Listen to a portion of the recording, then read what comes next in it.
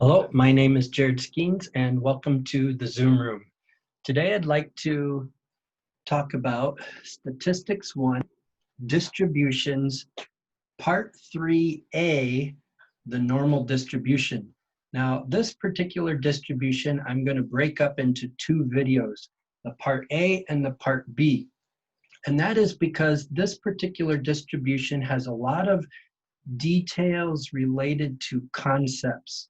And a lot of students struggle with getting the correct answer, not because of a problem of the math, but because of not understanding the details of the concepts involved. So take really good notes and really try to understand the concepts so that when we get into the Part B video, where we get into the actual Cambridge questions, you'll be able to follow through and not just understand the math steps, but you'll be able to understand conceptually why we're making particular choices in solving the problem. So now that we're at normal distribution, as you read a Cambridge question and it's dealing with probability, the first thing that you want to look at, again, we've talked about before the difference between discrete and continuous. So discrete data, we either use the binomial distribution or the geometric. Now we're going to end up with continuous data. Continuous data means it can take any value within a range. So for example, you're dealing with the length of a phone call. Well, phone calls aren't discrete. You know, you can only have this value or this value. Phone calls can be any value in between, you know, a range. Same thing as if you're dealing with heights of people, heights of plants, lengths of leaves. All of those things don't come in discrete values. It can be any value in between a certain range. So the first thing you're going to do is you're going to read the question. Now, Cambridge, when it comes to normal, usually will tell you it follows a normal distribution. But I don't want you to rely on Cambridge identifying for you the type of distribution. You need to understand it conceptually. So you look at the data and you say, yes, this is continuous data. It can take any point in the range. It's not limited to specific values. So you identify it as continuous, which means that you then understand that you're going to work with normal distribution. Then after that, you're going to set up your notation. So you're going to say your random variable x, which we've talked about random variable before. It's the variable that you're looking at in the question. So your random variable x is distributed, so you use the little squiggly line, is distributed normally, so that's n for normal distribution, and the parameters are the mu, which remember is the mean, and sigma squared, which is variance. So mean and variance are your parameters for normal distribution. Then you will write your probability statement. So you're finding the probability, that's the big P, that your random variable, that's the big X, takes on a particular value. But normal is not discrete. So in other words, you don't just take on a particular value. With normal, you have inequalities, meaning the percent all the way up to a certain point.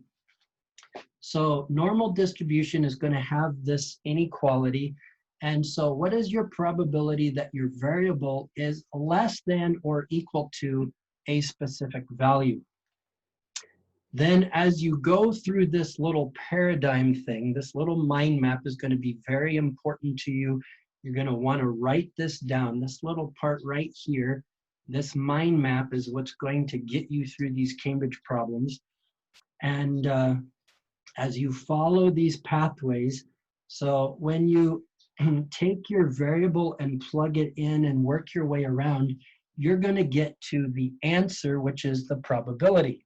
Okay, you're finding the probability that your random variable is less than or equal to a certain number, and you go through the pathway and you end up with your answer, which is the probability, okay?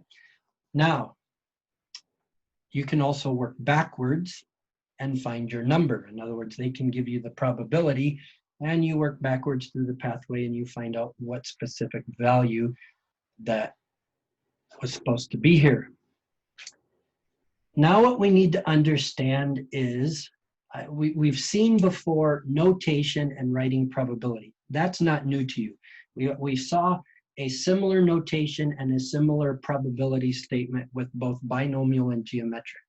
So up to this point, things look okay. Now what we need to discuss is this part right here and help you understand the meaning of this equation right here. It's called the standardizing equation. So in order to understand that, we need to go back and talk about standard deviation. Now, we've already, throughout the Statistics 1 book, we've talked about mean several different times, calculating mean from independent data points, calculating mean from grouped data, calculating mean from a probability distribution table, and even calculating mean from either the binomial or the geometric distribution. So we've talked about mean several times. We've even talked about variance and standard deviation way back at the beginning in the first unit, where we learned how to calculate them through formulas, but we didn't really discuss the meaning of the representation of a standard deviation. That's what I want to get a little bit into now, because it's very important to understanding how normal distribution works. So again, in the very first unit, we talked about three things. We talked about data representation, and we learned 4 different graph types: the stem and leaf, the box and whisker plot, the histogram, and the cumulative frequency. Okay, so we talked about data representation. We also talked about data location. And generally speaking, your location is either going to be median, mean, or mode. All 3 of those are a singular point. Median is the middle, mean is the average, and mode is the most frequent. All of those can, from a location, represent a data set. However, generally, the mean is the most used to represent location. The only time the mean really isn't accurate is if you have an outlier that drags the mean in one direction or another. It skews the mean from the data set. So as long as you don't have an outlier, the mean is what most people will look at as a location representation of a data set. Then, so you have representation, you have location, then you have spread. That means from your mean, how far out is the data spread? So this is where standard deviation comes in. It's a measurement of spread. So if we look at this generic normal distribution, and what normal distribution basically means is you get this bell curve where the data set is symmetrical. Now, normal distribution will not represent all data sets, but it does represent many real-life data sets. And that's why you learn the normal distribution, because it does, it is very useful in representing many applications. So if a data set follows the normal, this bell curve, it means it's symmetrically distributed. So towards the 0% and towards the 100%, you just have a few values, and then towards the mean, you have most of your values towards the mean. But every data set is different. Your mean is at a different location, and the spread of the data is different. Some data is quite close together, so it would have a small standard deviation, and some data is more spread out, so it would have a higher standard deviation value. Okay. So in a normal distribution pattern, your mean is the average. In other words, you're at the 50%. If you're the average of 100%, the average is 50%, okay? Percent from respect to all the values. So the mean, it represents the middle, the 50% mark.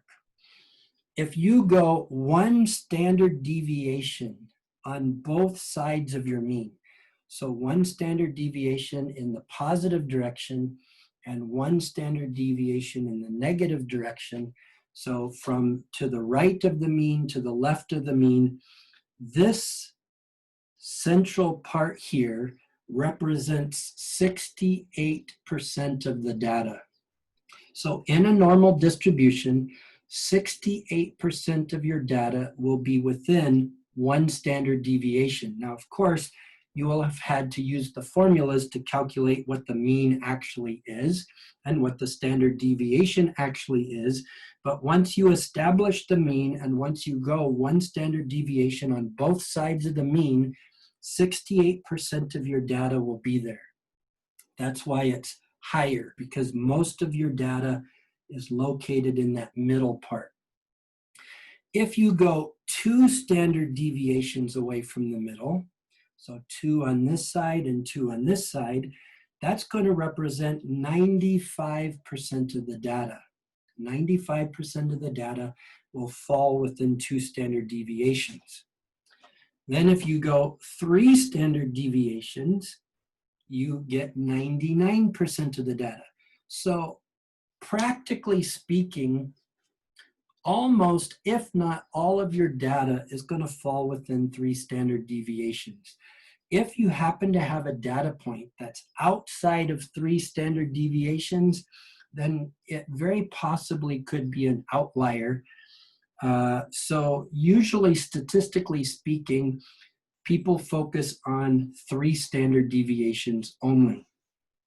Now, let me give you, let me make an observation here first, and then I'll give you a practical example. So this 68% is the middle. That means you have 34% on each side. 34% is higher than the mean, 34% is lower than the mean. Okay? So if you go 34% higher than the mean, then that means this line up here, 34 plus the 50, that means you're actually from the 0, you're up here is 84%. Remember, your mean is 50%. Your mean is 50%. So if you go 34% of your data is higher than the mean, 50 plus 34 means this dotted line here would represent 84% of the data from the left side. From here to here would be 84%. So just in the middle is 68%, 34% on each side. But if you look at it in respect to the left-hand side here, 50% plus 34% is 84%. Okay, so this would be 84% from our starting point right here. If you're on this side, 34, 50 minus 34, that's 16%. Okay. Now, 95% is within 2 standard deviations. Well, if you divide 95% in half, that means you have 47.5% to the right of the mean, 47.5% to the left of the mean. So if you add 47.5 to 50, I'm going to get rid of this percent sign because it's taking up too much room. So 47.5 plus 50, that means you're at 97.5% at that point. And if you come over here on this side, 50 minus 47.5, well, that only leaves you like 2.5%. So notice you're 2.5% from the top, you're 2.5% from the bottom. 84% is 16% from the top, 16 is 16% from the bottom. Notice it's symmetrical. This symmetry is a very important concept in helping you understand how this system works, okay? That's why I'm taking time to just show you how the symmetry works. So if you take 99%, which is 3 standard deviations, and you divide it by 2, you get 49.5% of the data is to the right of the mean, 49.5% of the data is to the left of the mean. So if you add 49.5 to 50, you're all the way up here at 99.5% of the data, roughly speaking, by the time you reach your 3rd standard deviation. And if you subtract 49.5 from 50%, you're only at 0.5% of the data. Notice again, 0.5 and 99.5 are symmetrical with respect to 0.5 from 0 and 0.5 away from 100. So this would represent your 0 over here, and this would represent your 100. So the data is symmetrical. It's evenly spaced out so that you can see an exact symmetry all the way through. Okay? Now, these probabilities, these percentages work like probability. The thing is, each question has its own mean and its own standard deviation. So if you're working with the percentages, you would have to create a separate chart to help you figure out the probabilities. You would have to produce a separate chart for every single question, because the means and standard deviations are different depending on whatever application you're using it for. So if you're doing a set of tests, you get one mean and standard deviation. If you're doing leaf lengths, or if you're doing people heights, phone call lengths, each one is going to have different mean, different standard deviation. And so it would make it difficult to figure out the probabilities, because you'd have to make a separate chart for each one. So what is going to happen so that we can just use one chart is we're going to do a standardizing procedure. That's what this formula right here does. It standardizes it so that whatever our application is moved into a common chart. How does that work? Well, you're going to have a particular value given to you. Your value could be anywhere within your data set. In order to get your data set to be compatible with one chart, we're going to follow this formula. If you take your whole data set and you subtract the mean, whatever your mean is, what that's going to do is whatever your mean is, in this case, my mean is 25. Notice I have a mean of 25, that's the middle, the average, and I have a standard deviation of 5. So that means if I go 5 to the right, I get to 30, and if I go 5 to the left, I get to 20. That represents one standard deviation from the mean, that means both sides, and 68% of my data should be between 20 and 30. If I go 2 standard deviations, well, that's 10. So 25 plus 10 is 35, 25 minus 10 is 15. So between 15 and 35 is 95% of my data. If I go 3 standard deviations, well, that's 15. 25 plus 15 is 40. 25 minus 15 is 10. And between 10 and 40 then is 99% of my data. Every single application is going to have its own mean value and its own standard deviation value. So if you take your data set, this X can represent one piece of data, it can represent the entire data set.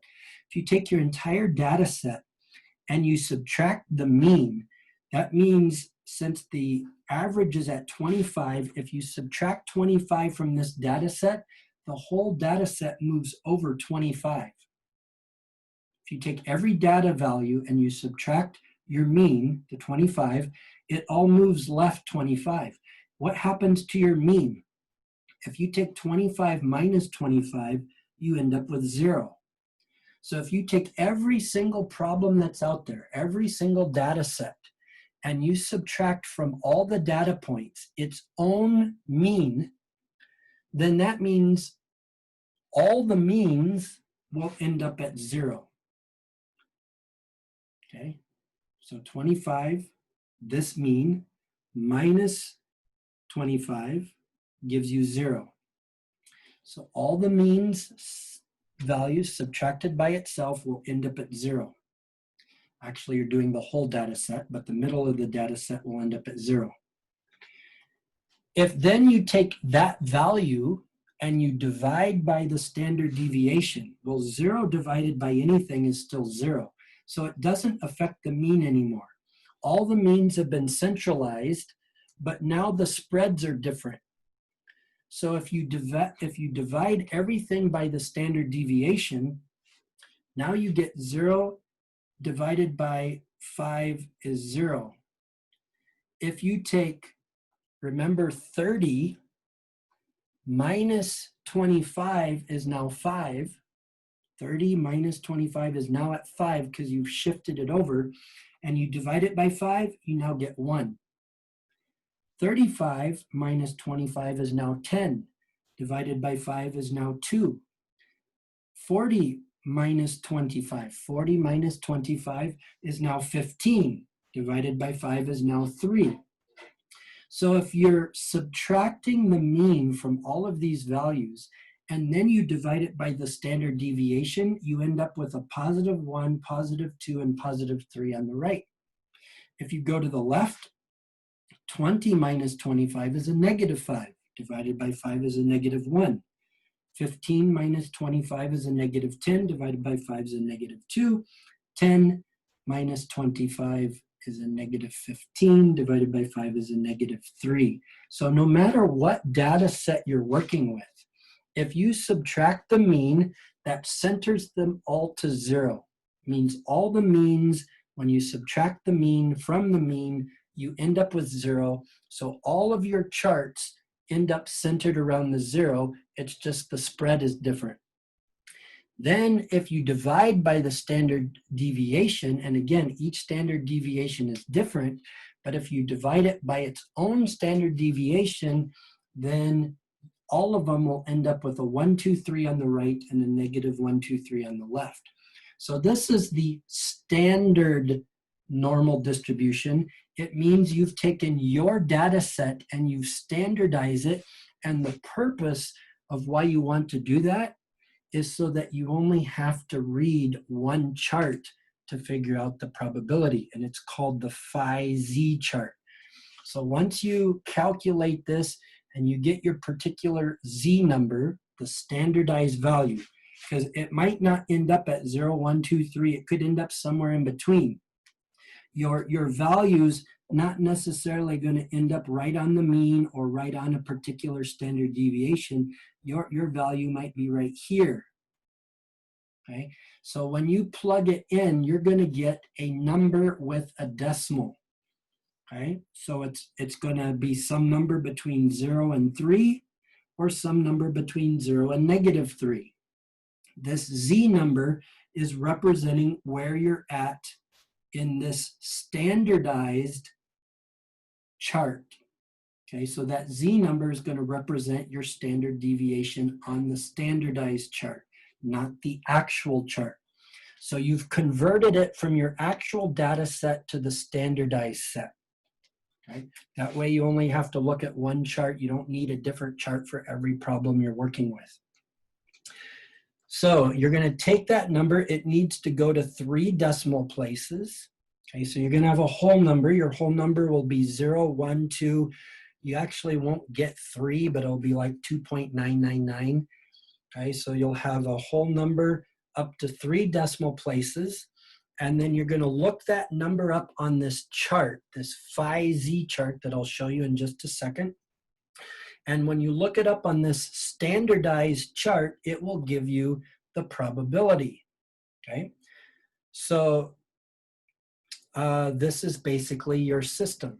You take your notation, from normal distribution. You set up your probability, and we're assuming that they don't give you the answer here.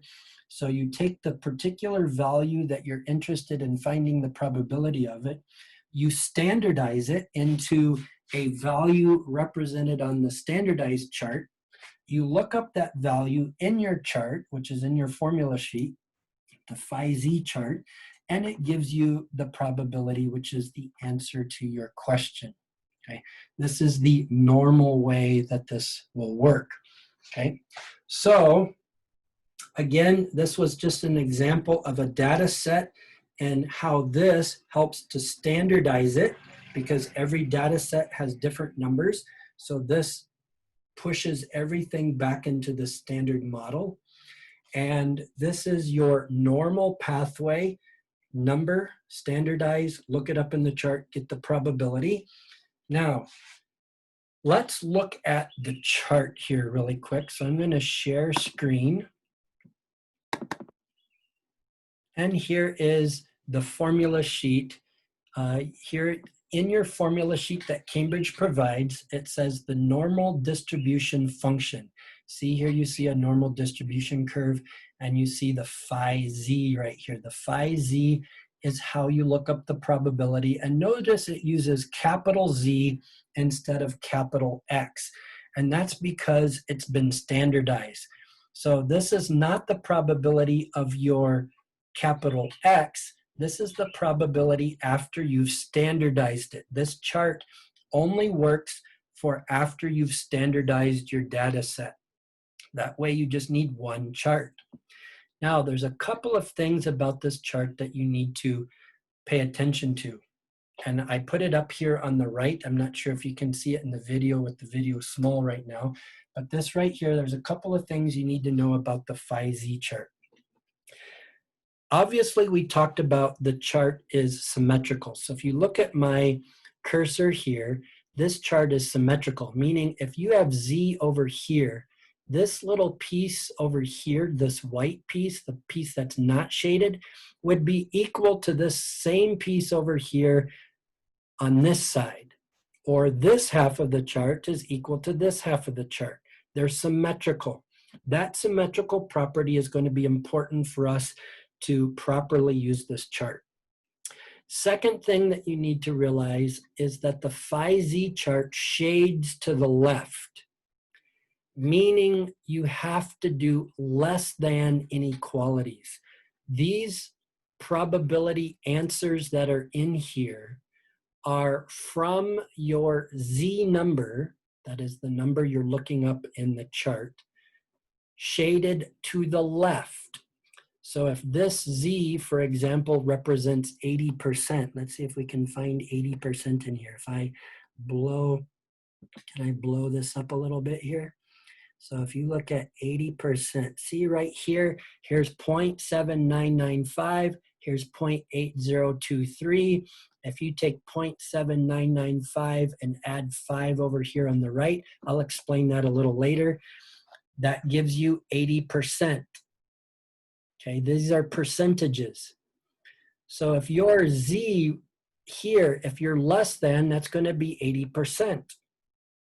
But if you're greater than Z, obviously you can't use 80%. It's going to be 20%. 20% is greater than. So you need to realize that your chart values, these numbers that are in here, are percentages. And they are percentages that shade left. They are the percent from your value less than. The third thing, so first, it's symmetrical. Second, it shades left. It is your percent less than the value that you're looking at, which is our Z. The third thing that you need to realize is this chart only starts at 50% and goes up, and you can see it goes up almost to 100%, 0.9986, which is 2.99 standard deviations, okay? So in other words, this chart only goes from the mean, the zero here, the 50% up. from 50% to 100%, but the percentage goes down. So in other words, a Z value of 0.00 is 50%. So if your Z is here at 0, you've filled in already 50% of the graph. So why does it only give you 50% and above? Why doesn't it give you less than 50%? Well, you don't need the less than because it is symmetrical. So for example, if you have 80%, 80% is the same as 20% as far as the Z value, except the Z value on this side will be positive, the Z value on this side would be negative. But the Z number, the absolute value of the Z number is the same. So 20% is the same as 80%. 30% is the same as 70%. 40% is the same as 60%. So you're only working with half a chart. It only gives you percentages from 50% to 100%, and the Z numbers only go from 0 to 3, or 2.99, okay? So that makes it a little confusing. That means we're gonna have to make a few adjustments for when our data, like when our Z is negative or when our percentage is less than 50%. We have to use our understanding of the chart to make those adjustments. Now, the Z number is this number right here. Remember I said you take it to 3 decimal places. The first decimal is over here on the left. So your 0 would be the mean, 1 is 1 standard deviation in the positive direction, 2 is your 2 standard deviations in the positive direction, all the way to 2.99, or essentially 3 standard deviations. But we want it very accurate. So we don't want just those whole number values, we want the decimal values. So here's first decimal is over here with the whole number value. Second decimal is up here.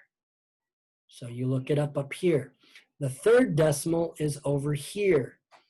And with that third decimal, you're going to add these values to what's here. Now these values go at the end of the number. So for example, if you take this number right here, 0.6844, and you add this 4 from right here, it goes here. So it'd be 0.6848. It goes at the end of the number. If you're adding 11, it would be 0.6855. You add the 11 to the end of the number. So these get added to the end. So the decimal and the zeros in front of it are understood. It's only telling you the numbers that you add to the end here. Okay.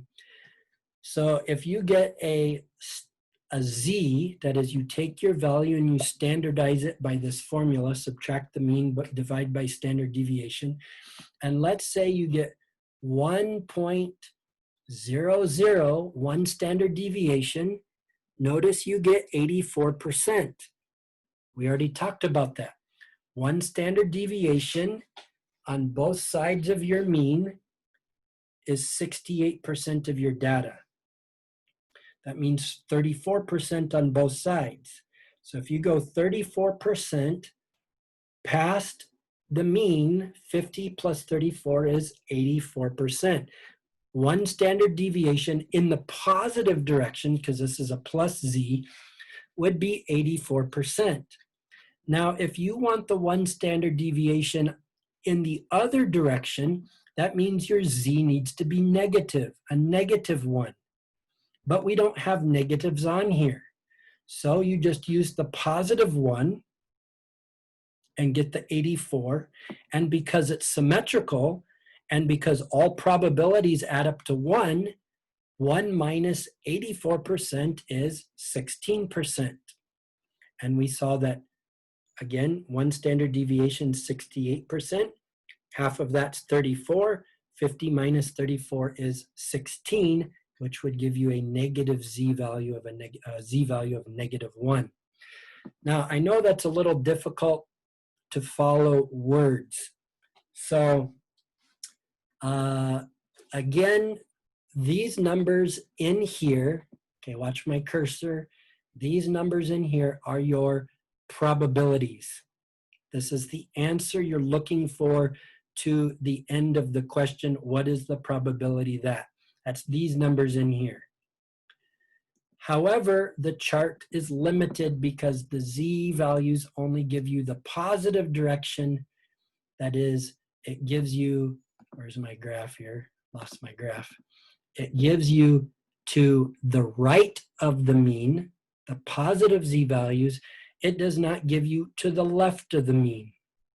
Because it only gives you to the right of the mean, the probabilities only start at 50% and go up to the 100% or the 99.89. Okay, so that means you have to use the symmetry, your Z and negative Z, and the idea that the whole probability adds up to 1. You have to use that to help you. So let's go back for a second and look at our board again. So the phi Z chart only shades to the left, meaning you need to have a less than inequality. It starts at 50%, 0.5000 as far as the probabilities go. This is your probabilities, not your Z value. Your Z value will go to 3 decimal places, but the probabilities they give you to 4 decimal places. Okay, so your probabilities only start at 50% and go up. So what does that mean? Well, that means as you're finding your answer, this is the basic way that you're going to find it. You get a particular value that you want to find the probability for. You plug the value in and you standardize it. We talked about that. You get your Z value, you read it in the phi Z chart. It has 3 decimal places.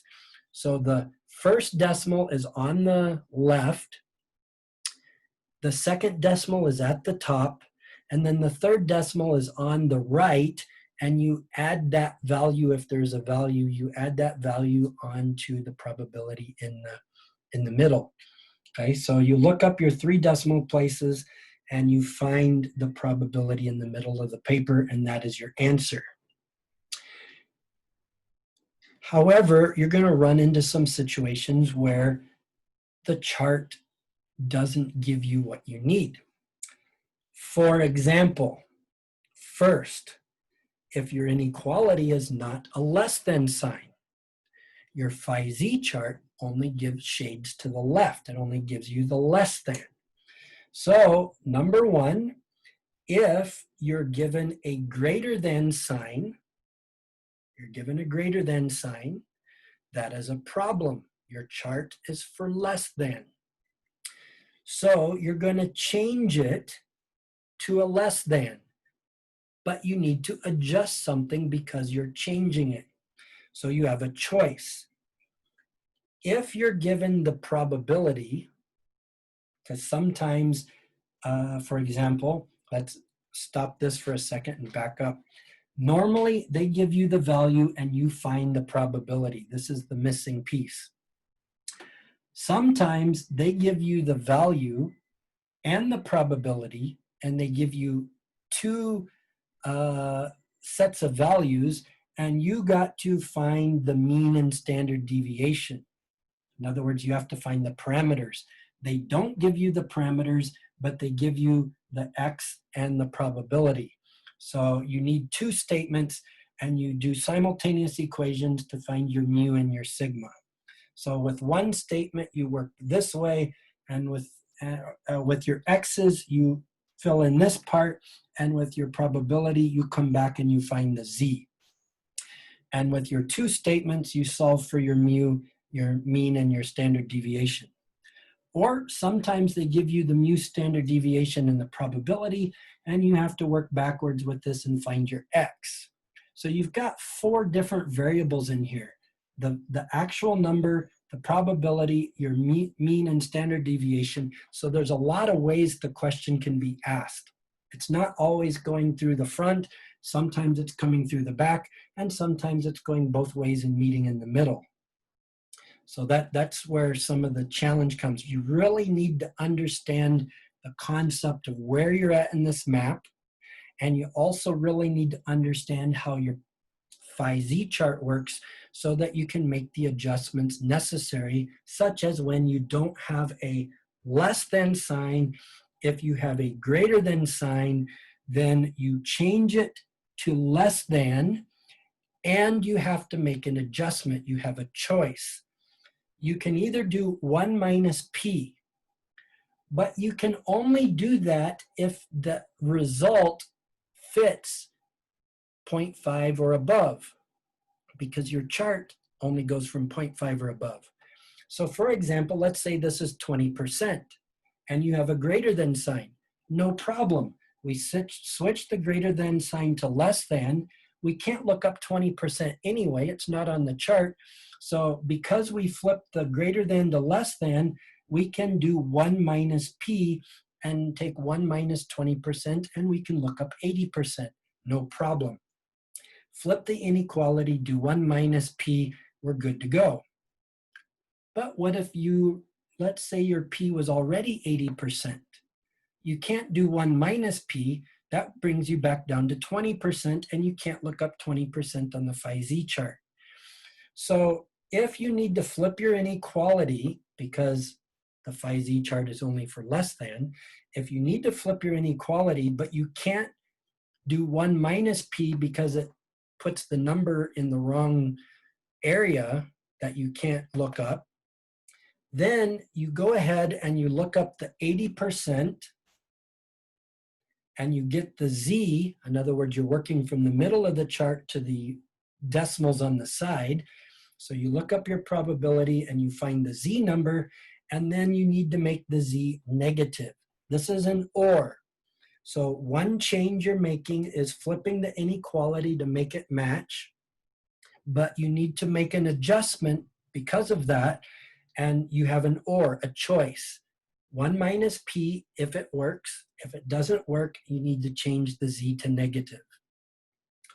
Number 2, if your probability, maybe your inequality is okay, it's already less than, so number 1 is fine, but number 2, maybe your probability is less than 50%, less than 0.500. So like I said, let's say it's 0.2000, but you already have a less than. Well, that means that because you can't look up 0.2000, you're going to do 1 minus p so that you can look it up. That changes it to 80%.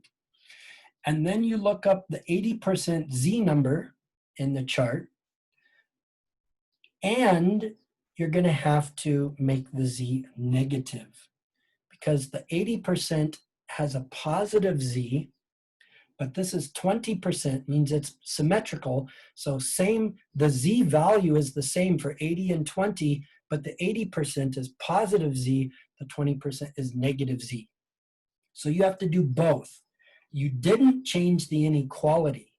So you changed the percentage so you can look it up, but then to adjust for that, you have to change the z to negative. Right? So notice everything requires 2. If you change the inequality, you either change the probability or you change the sign of the z. It's whatever works. If you can't change the inequality because it's already what you want, then you change the probability and you change the sign of the z, right? Because you have to change the probability so you can read it on the chart. Then you need to, because it's symmetrical, put your z, change the sign back to negative. The third situation is if you're working forwards, you have a number, but your number is less than the mean. It means your number is on the left-hand side of the chart. So if your number is smaller than the mean and you subtract a bigger number, your z is going to be negative. Again, you can't look up a negative z on the chart. So if your z is negative, you're going to make it positive and look it up on the chart. But then you also have to do 1 minus p. So you look up a negative z, maybe you look up a negative 1, but you don't, or you get a negative 1, but there's no negative z's on your chart. So you make it a positive 1. And you find out that a positive 1 is 84%. And then you take 84% and you subtract it from 1, and you get 16%, because one standard deviation is roughly at 16%. Okay? Remember, the percentages are from 0. The standard deviations, as far as 68%, 95%, and 99%, are from the mean. Your chart is probability from 0. Okay? So let's look at a couple of examples on how to read the chart. What is most important for you? First of all, what is most important for you is this right here. This is, first of all, most important that you understand this flow, how this works. Second most important is understanding the limitations of your chart and what adjustments that you need to make in order to use your chart effectively. And then, of course, the third thing you need to know how to do is how to read the chart. So let me put up a couple of examples from Z to probability and probability to Z, and we'll look at the chart. Okay, I've put a few values here on the board. I've put 2 Z numbers and 2 probabilities. I want to show you how to look it up in the chart. So again, you need to know the pathway, you need to know the limitations of your chart, but of course, most importantly, or equally as importantly, you need to know how to read the chart in the first place. So let's start with a Z number of 1.234. Just put 1234 with the decimal. In other words, we're looking up a particular probability. We plug X in. They tell us the X has to be less than or equal to some value. We plug it in. We subtract the mu from our parameters, and we divide by the way, this is standard deviation, not variance. So be very careful that you're using the right number here. This is variance. This is standard deviation. So you put in the standard deviation, you calculate this, and you get Z. How do you look up Z in the chart, the phi Z chart? This is the Greek letter phi, the phi Z chart, the function of Z. How do we read it to get the probability? So Z equals 1.234, okay?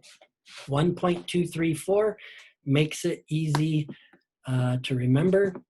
1.234. So if you look over here, first you look at your first decimal, whole number and decimal. So you have 1.2 right here. Then the 3 is this one right here. So follow it down. So 1.23 is 0.8907.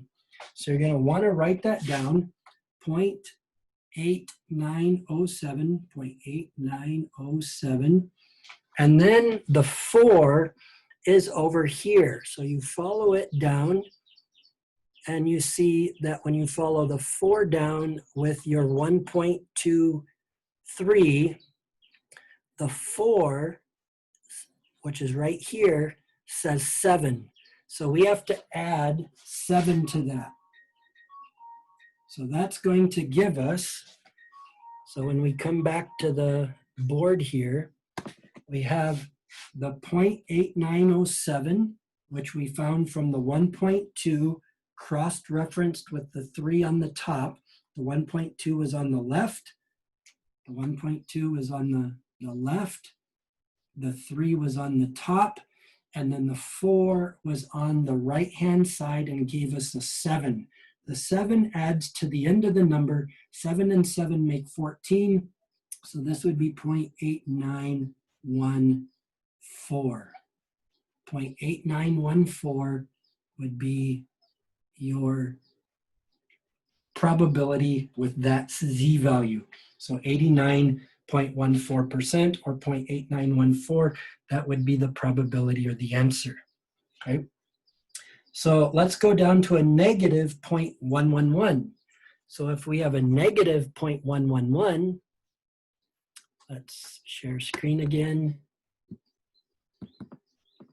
So we don't have negative, so we still can do the 0.111. So it's not 1.1, it's 1, 1, 1. So here's 0.1 and 1. So that's 0.5438. 0.5438 plus another one over here, which is 4. So here's 0.1 with 1, and then plus this one here is 4. So we add 4. Okay, so we come back, look at this. Here's the 0.5438. That's from the 0.1 and 1. And then this last one gives us a 4. So that gives 0.5438 plus 4 is 42. But because it's negative, because we have a negative z, and we looked up the positive z instead of negative 0.111, we looked up positive 0.111. Now we have to do the 1 minus p.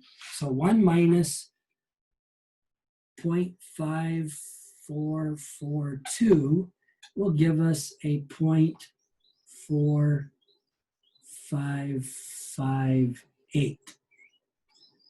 0.4558. So that would be the probability, 45% with a negative z value of a negative 0.111. Okay, now let's look at it the other way. What if they give us the probability, that's the number in the middle, and we're working this way and we have to find the z value. So what we just did is we took the z value and found the probability once with a positive z, which is the normal. Then we took a negative z, changed it to positive, and did 1 minus the probability. Now, what if they give us the probability of 0.8490? 0.8490. So let's look at our screen here. So in here, spread it up a little bit, 0.89, 0.89, or 0.8490. So here's 0.8485, here's 0.85. Notice 0.8490 is not on here. So you take the number that's to the less. This is 0.8485, and this is 0.85. 0.85 is too big. We want 0.8490. So we want a 90, not an 85. So we start with this to get our 2 decimals. So this is 1.0 and 3. So we start with 1.03. Z equals 1.03. We start with that. Now we need to add 5 to the 85 to make it 90. So that's where we come over here and we see this 5 and we follow it up, and that's a 2. So we're going to put a 2 at the end of our decimal place for that. Okay, so in order to get our 90, we had to add 5 to the 85 to make 90.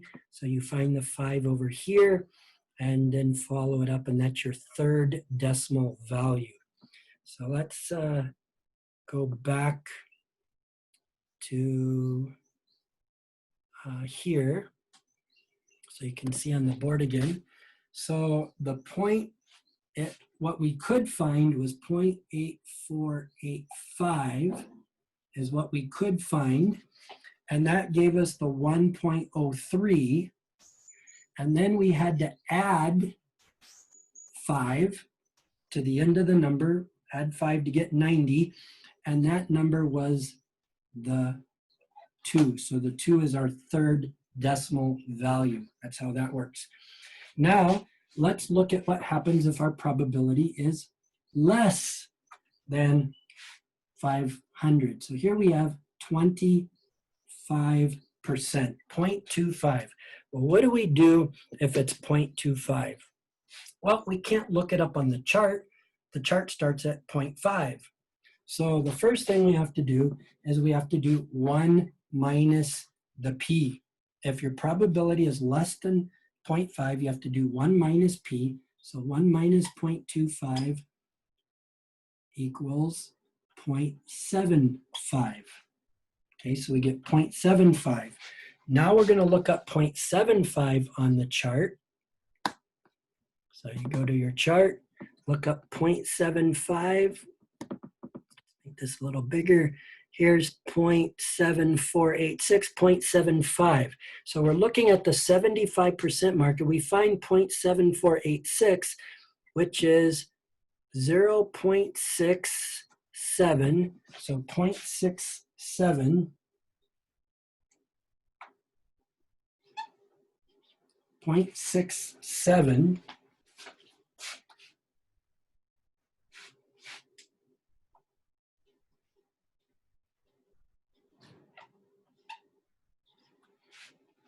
and that value needs 14 more in order to be 75%. If you come over here, notice you don't see a 14, but the closest number to 14 is 13. So I'm going to use the 13 and get 4 as the third decimal value. Don't worry, it doesn't have to be exact. You just pick the number that's closest to it. So since it didn't, 14 is closer to 13 than it is to 16. So I use 4. So then when I come back here, our Z number is 0.674, but because I did 1 minus, I have to adjust it and make the Z negative. So 25% would have a Z value of a negative 0.674.